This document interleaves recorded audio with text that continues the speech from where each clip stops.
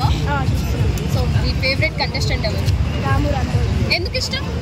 అంటే అన్ని ఫైట్ చేస్తాడు, అన్నిటికీ.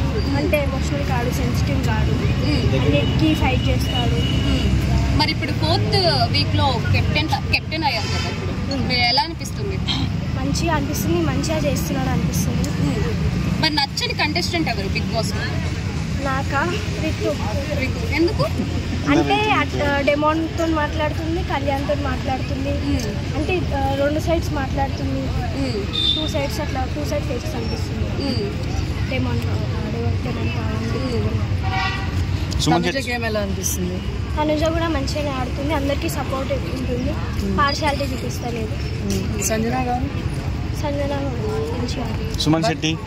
సుమన్ శెట్టి ఏం అట్లా ఏమంటే ఎక్కువ ఆడతలేడు, మంచిగా ఆడతలేడు, ఎక్కువ ఇస్తలేడు.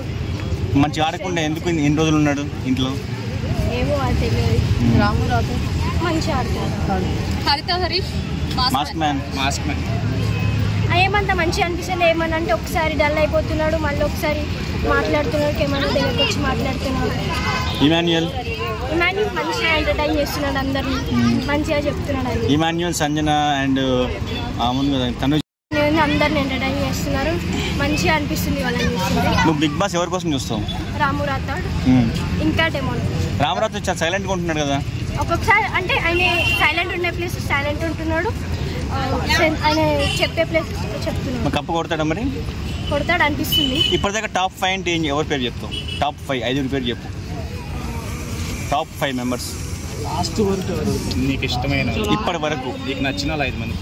డెమోన్ పవన్, 1 తనుజ, 2 ఇమాన్యుయల్, రాము రాథోడ్, హరిత హరీష్. Thank you.